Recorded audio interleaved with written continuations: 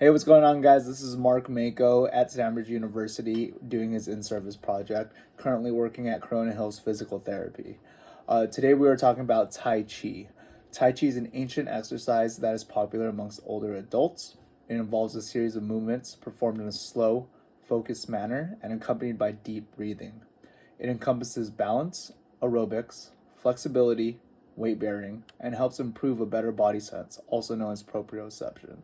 Tai Chi is low impact and puts minimal stress on muscles and joints, make it generally safe for all ages and all fitness levels.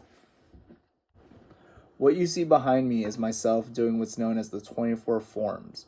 The 24 Forms was the result of an effort by the Chinese Sports Committee, which in 1956 brought together 4 Tai Chi masters to create a simplified version of Tai Chi as an exercise for the general population.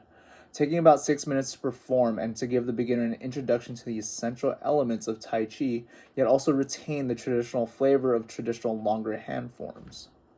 This form was avidly promoted by the People's Republic of China for general exercise. What you see is me doing actually only 15 forms. 24 forms is quite long. Alright, so who is this most beneficial for? Due to its gentle nature and emphasis on constant movement, Tai Chi has been considered an alternative to more traditional forms of exercise that may be too intense for elderly people. As we age, our bodies begin to decline and become more susceptible and at risk to age-specific ailments.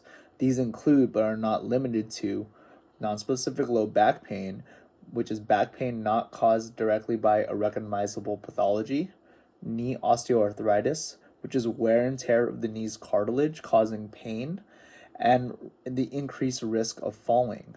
We're going to take a look at each of these ailments and see how Tai Chi addresses each of these pathologies and offer some studies to support Tai Chi's claim as an alternative practice to standard medicine. Okay, so Tai Chi addresses non-specific low back pain. A systematic review of low back pain included 35 studies that evaluated up to 135,000 individuals ages 60 to 102 years old. This systematic review found that the prevalence of low back pain ranged from 21%, so minimum 21%, to 75%. Tai Chi can help relieve symptoms of low back pain by strengthening the muscles of the lumbopelvic hip complex, which include the abdomen and intrinsic back musculature. It also increases postural awareness of functional daily activities such as sitting, standing, and even walking. A study analyzing the effect of a 10-week Tai Chi training program as a treatment for pain and disability among people with persistent low back pain found that Tai Chi reduced the bothersomeness of back symptoms by 17% and reduced pain intensities by 13%.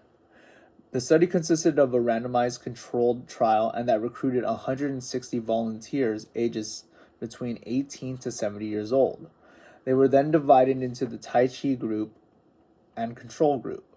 The Tai Chi group consisted of 18 40-minute sessions over a 10-week period, while the control group continued with their usual health care. The second thing, and one of the most important things that Tai Chi addresses, is knee osteoarthritis. The prevalence of symptomatic knee osteoarthritis is estimated as 12% for adults older than 65 years of age in the United States. Knee osteoarthritis is an increasing problem in the elderly population, which results in pain, functional limitations, and reduced quality of life.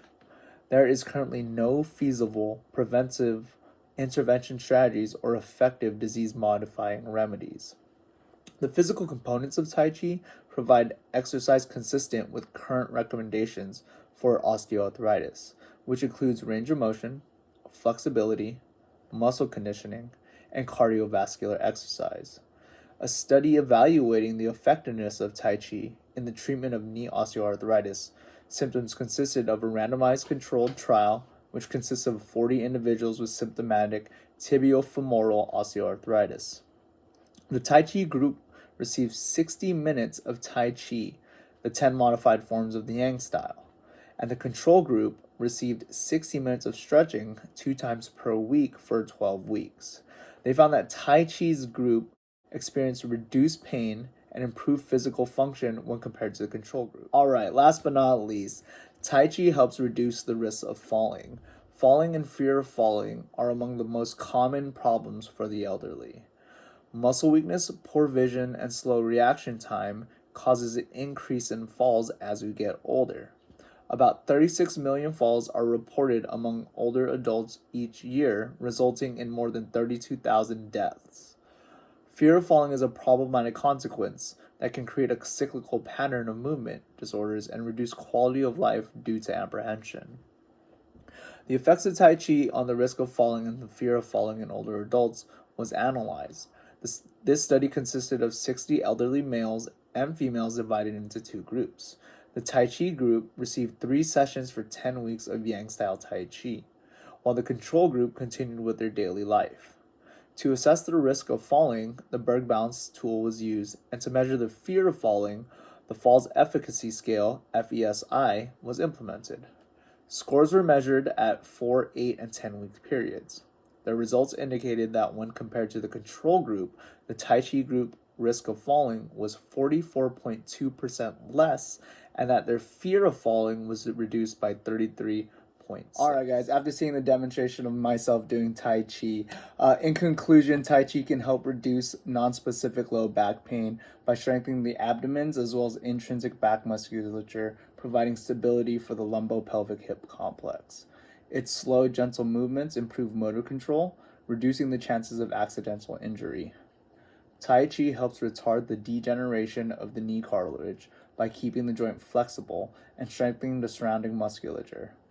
Finally, Tai Chi helps reduce the risk of falls and fear of falling by improving balance and increases awareness of one's own body through space and time. Again, proprioception.